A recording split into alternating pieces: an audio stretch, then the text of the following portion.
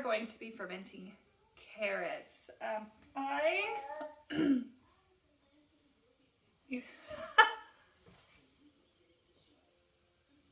don't know if you can hear that, it's squealing because I didn't close the lid all the way. These are ginger fermented carrots.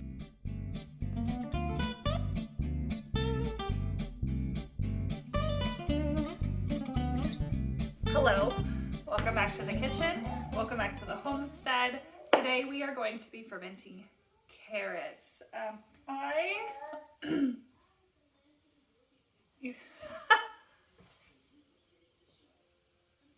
don't know if you can hear that, it's squealing because I didn't close the lid all the way. These are ginger fermented carrots that I made a couple months ago at this point, and they are delicious. The kids love them. I love them. They're so good. They are, it's like a pickle, only better. They are crunchy.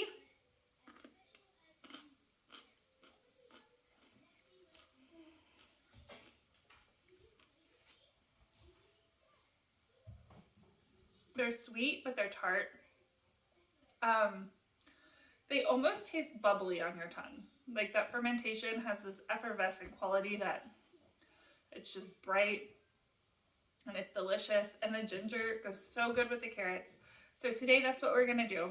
The last video that you saw was of our carrot harvest, the very first ever carrot harvest that I have attempted, and the very first one at this homestead. After I cleaned them all up, cut them up, this is what it yielded. After it's all cut up and shoved in a jar, it's not that much, but it's ours. So we're gonna do this together.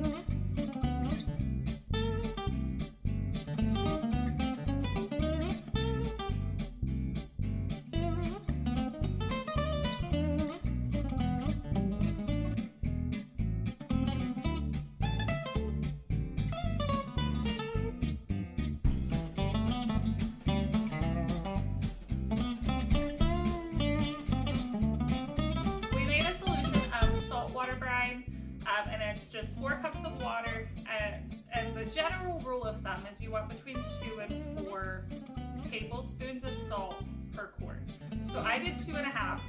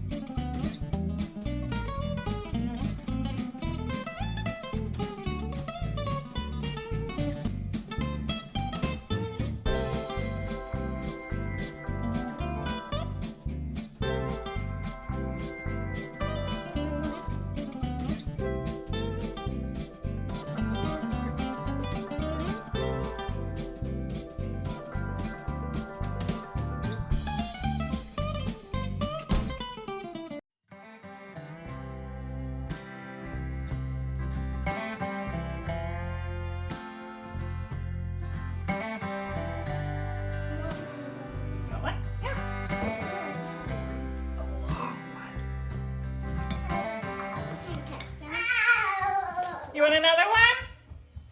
There you go. You want a carrot? Yeah. Okay. There you go. I have two different types of fermentation lids that I've used today, but you don't actually have to have a fermentation lid. You could just use, these are just those cheapy plastic mason jar lids from, I think I got this one at Walmart, and you just have to make sure to burp them.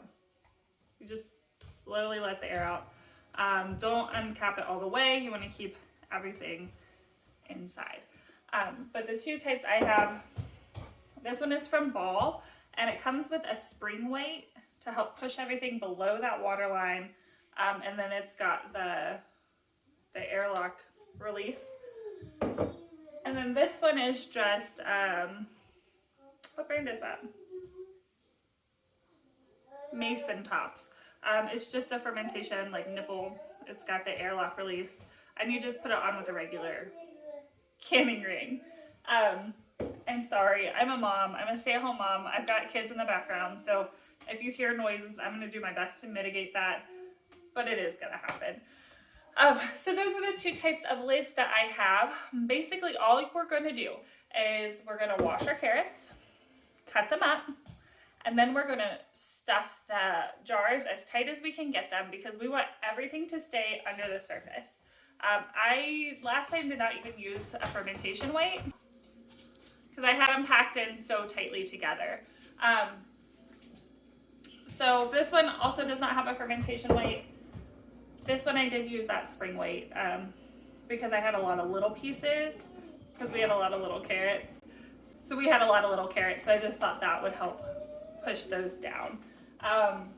So I cut up my ginger, I cut up my carrots, I shoved everything in there as tight as I could, and then an unnecessary step. If you don't already have a fermentation started, you can just skip this, and it's just going to take a little bit longer to ferment, and that's fine.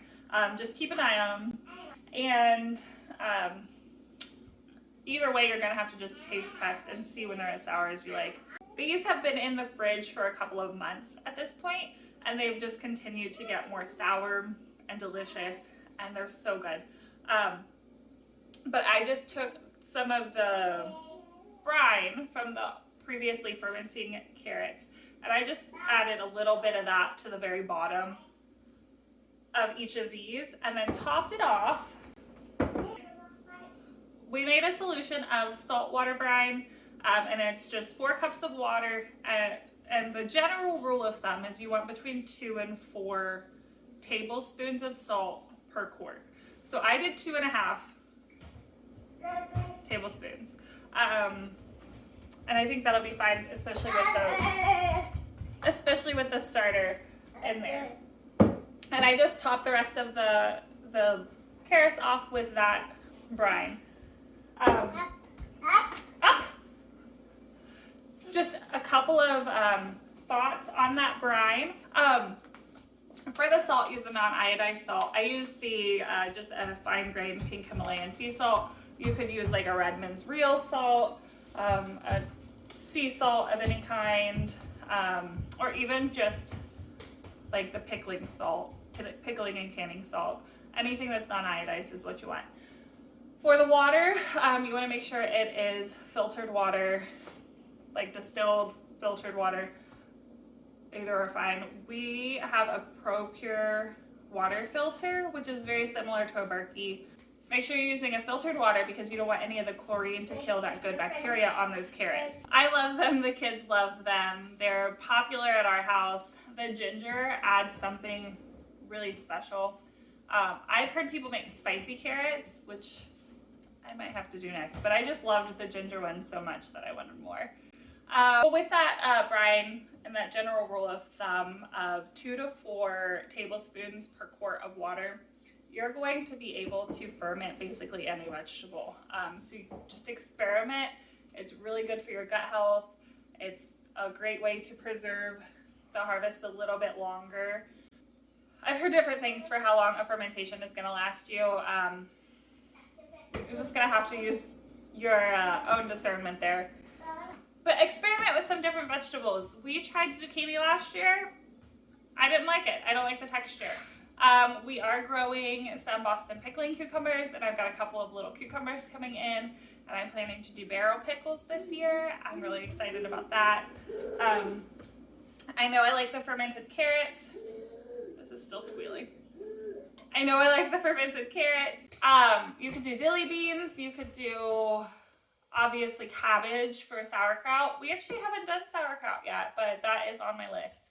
So experiment with your vegetables, experiment with your seasonings. You could do dill, you could do caraway, you could do, garlic.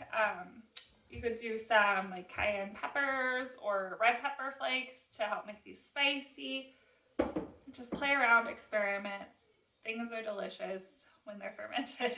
And I hope we see you next time. So thanks for visiting, and I hope you try it.